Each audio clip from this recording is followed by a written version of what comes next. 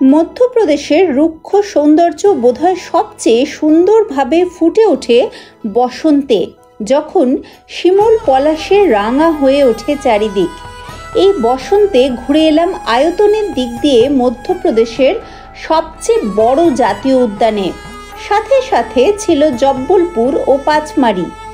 আজ থেকে শুরু হচ্ছে ওয়াইল্ড ইন্ডিয়া ট্রাভেলসের পর্দায় এক নতুন মধ্যপ্রদেশ সিরিজ। এই পর্বে আমি আপনাদের সাথে করে নিয়ে যাব কলকাতা থেকে জব্বলপুর।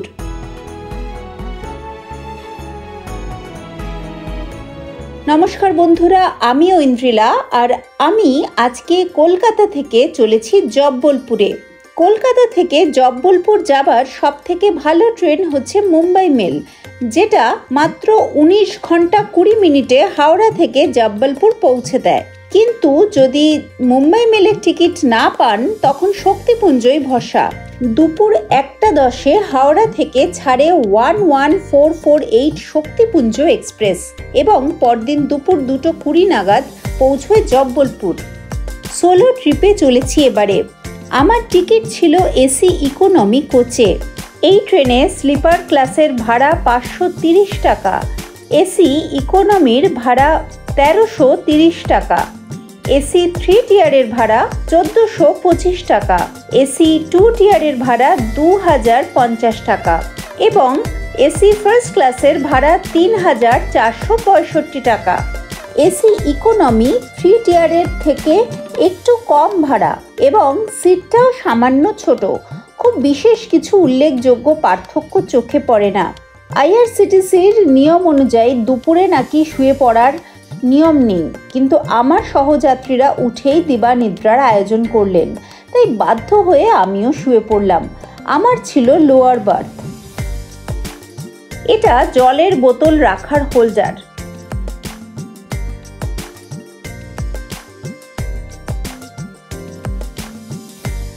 পড়াশোনার জন্য রিডিং লাইটও রয়েছে। কামরার মেঝেটা পরিষ্কার পরিচ্ছন্ন। মাঝে মধ্যেই সাফাই কর্মীরা এসে মেঝে পরিষ্কার করে দিয়ে যাচ্ছিলেন। চলুন বাথরুমের অবস্থাটা একটু দেখিয়ে দিই। বাথরুম এখন পরিষ্কার পরিচ্ছন্ন, আর সব কোচেই সাধারণত ওয়েস্টার্ন এবং ইন্ডিয়ান দু রকম টয়লেটই থাকে। এই টয়লেটটা তার মধ্যে ইন্ডিয়ান। জামা কাপড় ঝোলানোর হুক যেমন রয়েছে, সেরকম সাবান টাবান সমস্ত কিছুই কিন্তু রয়েছে, একদম ঠিকঠাক।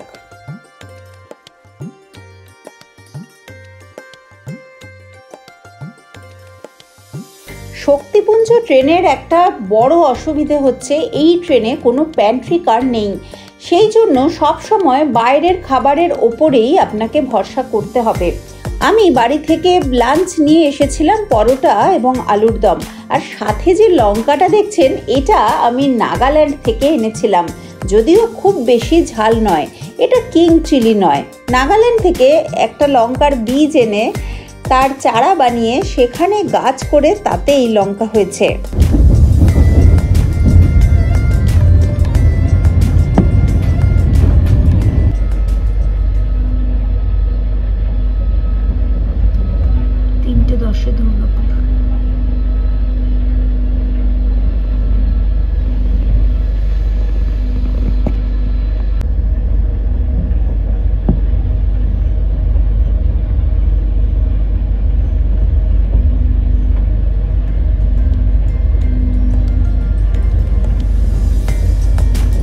তিনটে 55 নাগাদ ঢুকলো রানীগঞ্জ স্টেশনে।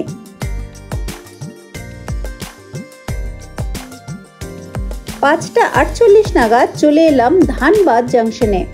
ট্রেন কিন্তু এখনো পর্যন্ত খুব একটা লেট নয়।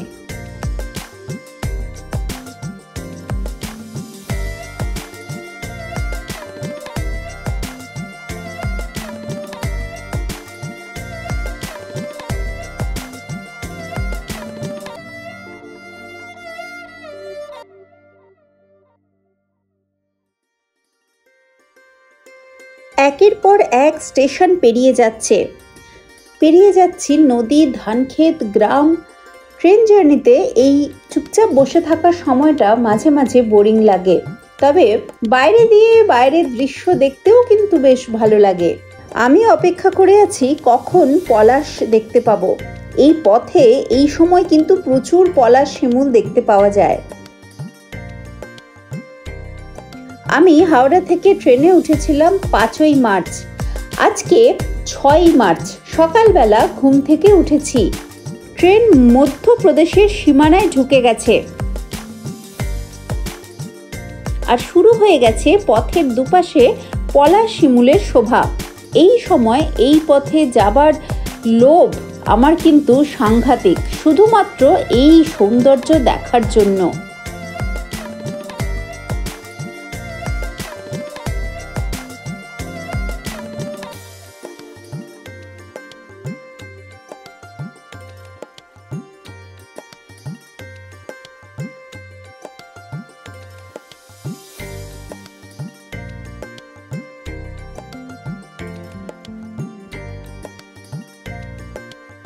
ট্রেনে ব্রেকফাস্ট নিয়ে যে হকার উঠেছিলেন তাদের থেকে কিনে খেলাম পোহা। আগেই বলেছি যে এই ট্রেনে প্যান্ট্রি কার কেন নেই আমি জানি না, প্যান্ট্রি কার থাকলে কিন্তু বেশ সুবিধে হতো। মারওয়াজ গ্রাম, এই মারওয়াজ গ্রাম স্টেশন হচ্ছে সঞ্জয় ধুবড়ি জাতীয় উদ্যানে যাওয়ার নিয়ারেস্ট। বেওহারিতে নেমেও যাওয়া যায়, বেওহারি আসছে পরে। একটু লেট আছে ট্রেনটা, ঘন্টা দেড়েক মতন লেট। মারওয়াজ গ্রাম ছাড়লো এখন সব, প্রায় 10টা বাজে।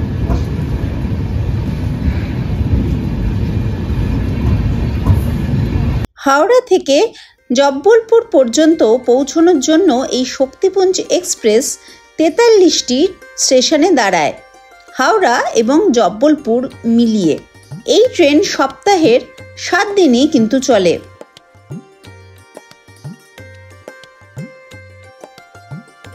মুম্বাই মেলও 7 দিন চলে, কিন্তু মুম্বাই মেল একটু বেশি তাড়াতাড়ি টিকিট শেষ হয়ে যায়। তার কারণ হলো মুম্বাই মেল অনেক কম সময়ে জব্বলপুর পৌঁছে দেয়, মাত্র 19 ঘন্টা। সেখানে এই শক্তিপুঞ্জ এক্সপ্রেস কিন্তু 25 ঘন্টার ওপরে সময় লাগায়।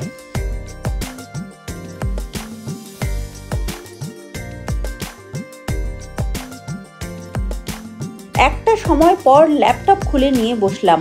কাটনি স্টেশন থেকে আইআরসিটিসির ফুড অন ট্র্যাক অ্যাপের মাধ্যমে অর্ডার করেছিলাম ফিশ থালি। আর সমস্যার কথা হলো সব জায়গায় বড় স্টেশন নেই এবং অনলাইনে যে অ্যাপ থেকে খাবার অর্ডার করা যায় সেগুলোরও অনেক লিমিটেশন রয়েছে। সব স্টেশন থেকে কিন্তু খাবার পাওয়া যায় না। নির্দিষ্ট সময়ে নেমে পড়লাম জব্বলপুর স্টেশনে। এবার আমার প্ল্যান হচ্ছে জব্বলপুর স্টেশনে রিটায়ারিং রুমে থাকবো। এই রিটায়ারিং রুম কিন্তু আগে থেকে বুকিং করতে হয়। টিকিট কাটার সময় নিজের পিএনআর দিয়ে রিটায়ারিং রুমের ওয়েবসাইট থেকে রুম বুক করা যায়। আমি যে সময় টিকিট কেটেছিলাম এবং রুম বুক করার চেষ্টা করেছিলাম তখন আমি ডাবল বেডরুম পাইনি, সেই জন্য আমাকে ডরমিটরি বুক করতে হয়েছে। ট্রেন থেকে নেমে এবার খোঁজাখুঁজি করব যে কোথায় ঠিক রিটায়ারিং রুমটা পাওয়া যায়। সব সময় কিন্তু চেষ্টা করবেন রিটায়ারিং রুম বুক করে তার যে কপিটা সেটা প্রিন্ট আউট করে নিয়ে আসতে, কারণ সেটা অনেক সময় এখানে কাজে লাগে। এটা হচ্ছে ডরমিটরি। ডরমিটরিগুলো এমনিতে খুব বড় থাকে, বেশ বড়। বাথরুমটাও দেখাবো। এখন এই মুহূর্তে কেউ নেই, কিন্তু 4টে আলাদা আলাদা লোক আর কি এখানে থাকতে পারে। এটা জেনারেল বেড, মানে জেনারেল ডরমিটরি, মেল ফিমেল একসাথে থাকতে হবে। মানে আমি যখন একটু আগে এসেছিলাম একজন পুরুষ সদস্য ছিলেন ওখানে, তারপরে তো আমি বেরিয়ে চলে গেলাম।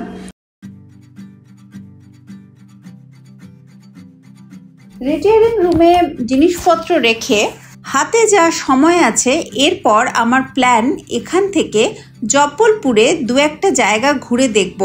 আগামীকাল সকালবেলা আমার ট্রেন এখান থেকে পিপারিয়া পর্যন্ত। স্টেশনের বাইরে অপেক্ষা করছিল যে অটোগুলো, সেখান থেকে একটি অটো বুকিং করলাম। এখন যাব নর্মদা নদীর জলপ্রপাত ধোঁয়াধার এবং মার্বেল রক দেখতে। অটোতে 1000 টাকা নেবে।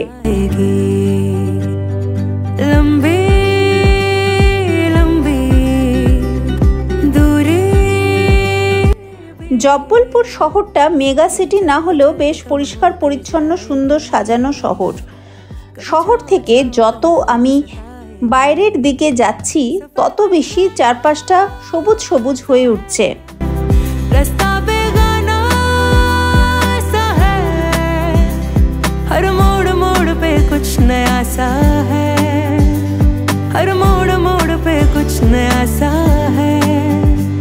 কোথাও কোথাও এত সুন্দর বোগেনভিলিয়া ফুল ফুটে রয়েছে যে চোখ ফেরানো যায় না।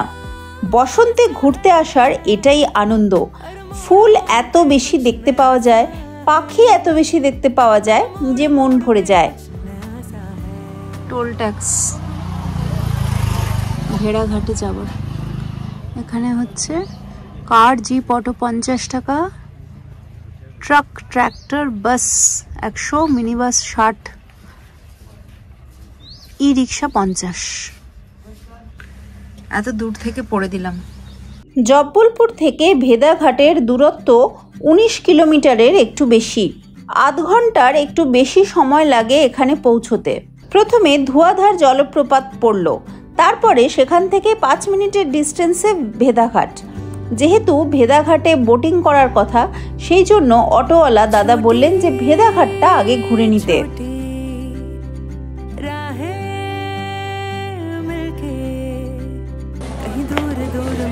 50 মিনিট মতন লাগলো অটোতে, এসে পৌঁছলাম ভেদাঘাট। এবার ধোঁয়াধার যে জলপ্রপাতটা একটু আগে, ওটাকে পেরিয়ে তারপরে এই ভেদাঘাট অব্দি এলাম। এই রেটটা এখানে লেখা আছে যে প্রত্যেক পার হেড 100 টাকা। 5 সিটারের রিজার্ভ বোট হলে 800, 10 সিটার হলে 1500, 1 থেকে 15 সিটার রিজার্ভ হচ্ছে 2000, আর মোটর বোট হলে 3000। এবার মোটর বোট হচ্ছে 150 টাকা করেও হচ্ছে, মানে যারা আর কি সিঙ্গেল আমার মতন। আমি প্রথমে জানতাম না, তাহলে মোটর বোটেই যেতাম। তো যাই হোক, 150 টাকা করে ওই ধোঁয়াধার পর্যন্ত যাওয়া যেত। ভেদাঘাটে বোটিং করতে এসে অনেকটা সময় নষ্ট হলো। এখানে 15 সিটারের বোট সবাই মিলে ভাগ করে যদি উঠতে হয় তাহলে কিন্তু 100 টাকা করে মাথা পিছু পড়ে।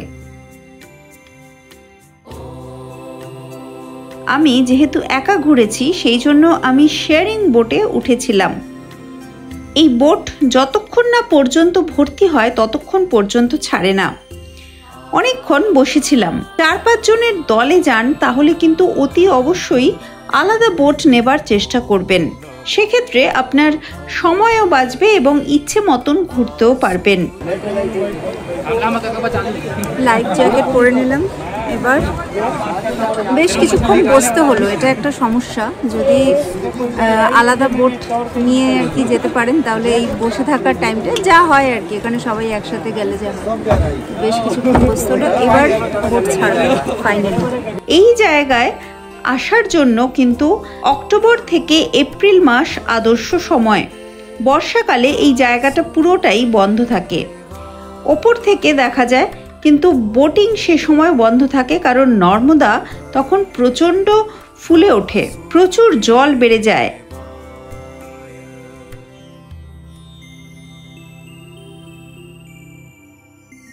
যাই হোক, নৌকো যখন ছাড়লো তখন চারপাশে দারুণ সুন্দর মার্বেল রকের শোভা উপভোগ করতে করতে চললাম। এই জায়গায় প্রচুর হিন্দি সিনেমার শুটিং হয়েছে। যারা নৌকো চালাচ্ছিলেন তাদের মধ্যেই একজন মজা করে করে এই জায়গার ইতিহাস বলেন, তবে আমার সেগুলো খুব একটা শুনতে ভালো লাগছিল না।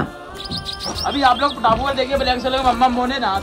आप लोग मानते हो, प्रेम से जोड़ो हाथ, बोलो शंकर भगवान की, नर्मदा मैया की, कृष्ण कन्हैया की, और बोट चलाने वाले भैया की जय। जोड़ लीजिए हाथ, मम्मा बोले नाथ।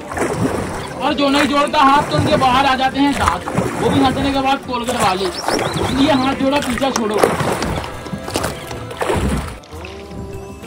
কোনটা যে মজা করে বলছেন আর কোনটা যে সত্যিকারের ইতিহাস সেই সম্বন্ধে কোনো ধারণা নেই। যেহেতু এখানে প্রচুর ট্যুরিস্ট আসেন, তারা এই জায়গার ইতিহাস ভূগোল সম্বন্ধে অতটা আগ্রহী হন না এবং এই মজাদার কথাগুলোই হয়তো তাদের কাছে অনেক বেশি অভিপ্রেত। সেই জন্য বহু বছর ধরেই এরা এইভাবেই মানুষের সাথে কমিউনিকেশন করে চলেছেন। যাদের ভালো লাগে তাদের ভালো লাগে। আমার ব্যক্তিগতভাবে এরকম অদ্ভুত মজাদার কথাবার্তা ভালো লাগে না। धोकर बैठी थी रेखा, उसकी साड़ी का कलर देखा, उतनी जगह पिंक हो गया मार्बल। साड़ी एक ही मार्बल है सारे, मतलब टाइप का एक है, क्योंकि कुछ ब्लैक कुछ वाइट। ये क्यों? 7 कलर का मार्बल है, 7 कलर का मार्बल है। अच्छा मार्बल का मतलब कलर अलग है, मार्बल का मार्बल है। अच्छा तो ग्रेनाइट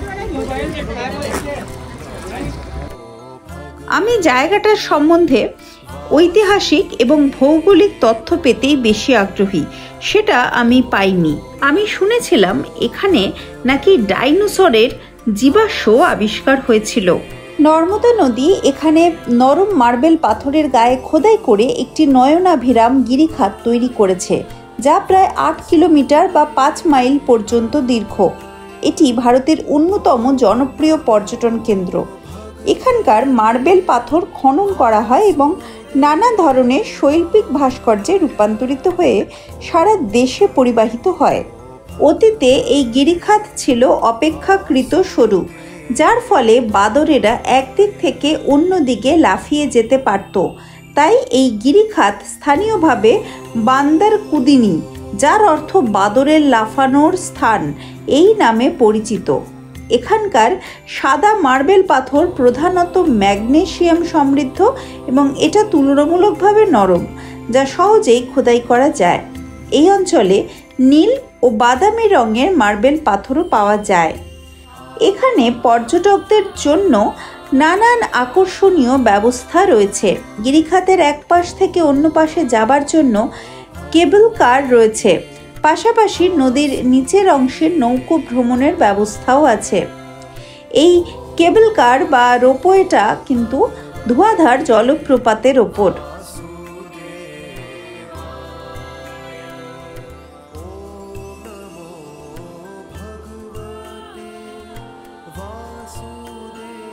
অনেকে মিলে বেশ আনন্দ করে নৌবিহার চলল। কেউ কেউ তো বেশ গান বাজনাও শুরু করে দিয়েছিলেন।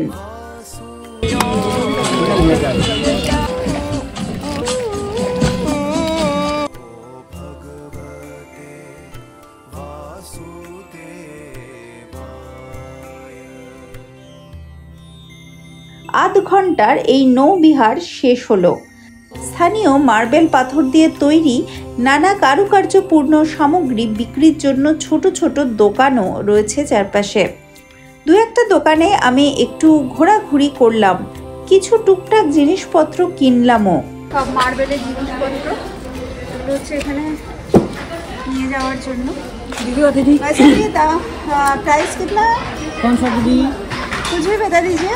ये शिव जी का जो है 200 का है, 150 का है। হয়ে গেল। এখন চলেছি আবার সেই অটো যেখানে দাঁড়িয়ে আছে সেই অবধি যাব। সেখান থেকে আবার দেখি আরও দু একটা জায়গা যদি দেখা যায়। এখন অলরেডি 6:20 এরকম বাজে। নেহাত মধ্যপ্রদেশ বলেই সন্ধে হয়ে গেছে এখন। আসলে তাও একটু আলো আছে, সেই জন্যই ঘোরাটা সম্ভব হচ্ছে। রাস্তায় আসার সময় দেখলাম কিভাবে মার্বেল পাথর কেটে কেটে মূর্তি তৈরি করা হচ্ছে। এটি একজন শহীদ সেনানীর মূর্তি।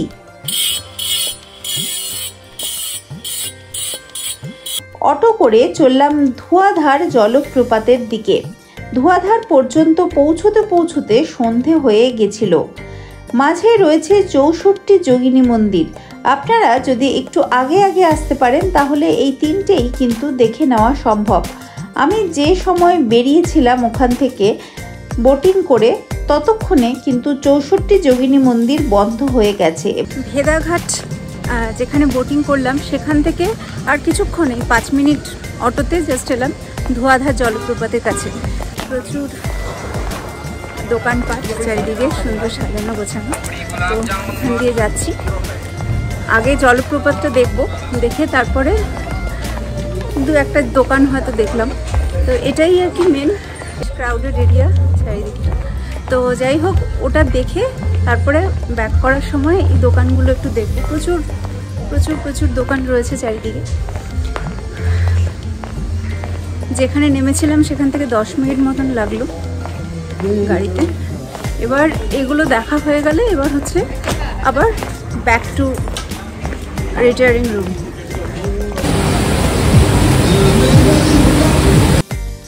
ধোঁয়াধার জলপ্রপাতের এখানে এত বেশি জলের আওয়াজ, এমন গর্জন যে পাশে থাকলেও জোরে চিৎকার করে কথা বলতে হয়। এই জলপ্রপাতটি 30 মিটার মতন উঁচু। ধোঁয়াধার শব্দটি ধোঁয়া অর্থাৎ ধোঁয়া এবং ধর মানে প্রবাহ থেকে এসেছে, যা পতনশীল জলের দ্বারা সৃষ্ট ধোঁয়াটে কুয়াশাকে বোঝায়। চারপাশটা অপূর্ব সুন্দর, তবে টুরিস্টের ভিড় প্রচুর, আর একটুখানি বেশি হইচই, গান বাজনা ইত্যাদিও রয়েছে।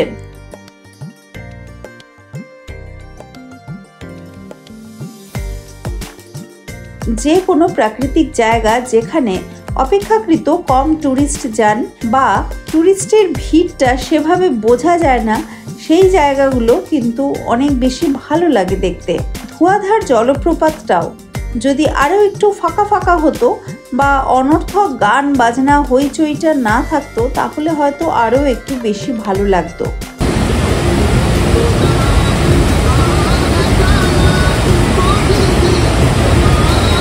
যাবার পথে একটু গোলগাপ্পা আর চ্যাপ্টা ছোলা খেলাম।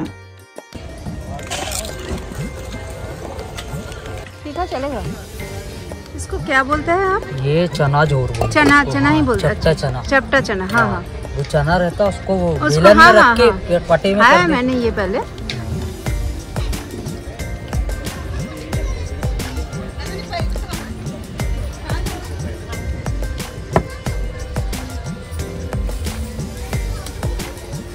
अब आएगा।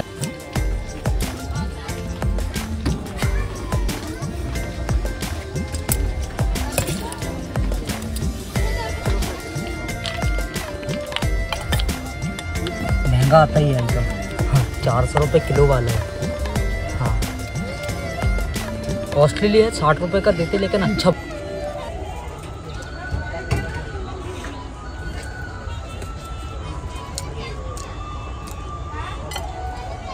ভালো খেতে।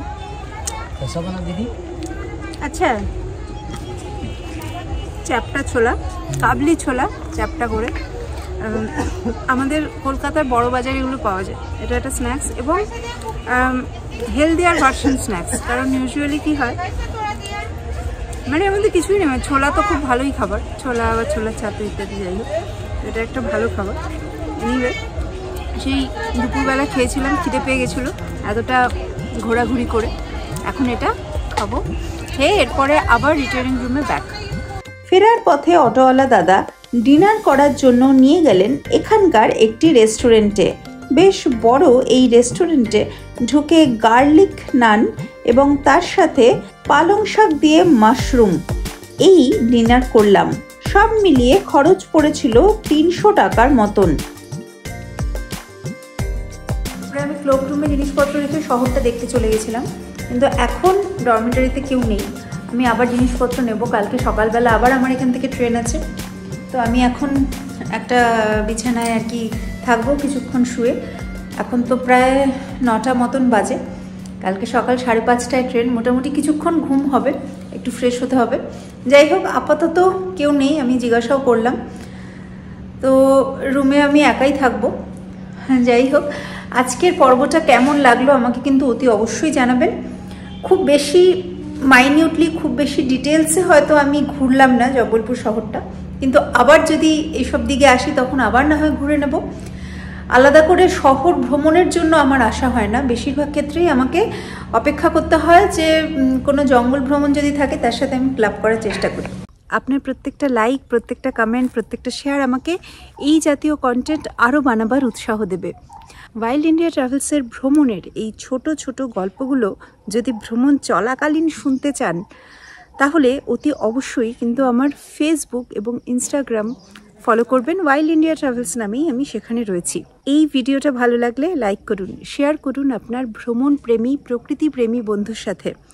আর ইউটিউবে যদি এই ভিডিওটা দেখেন তাহলে অতি অবশ্যই চ্যানেলটাকে সাবস্ক্রাইব করে দেবেন। আর যদি অলরেডি সাবস্ক্রাইব করা থাকে তাহলে নোটিফিকেশন অন করে দেবেন, যাতে প্রত্যেকটা ভিডিও সবার আগে আপনি দেখতে পান।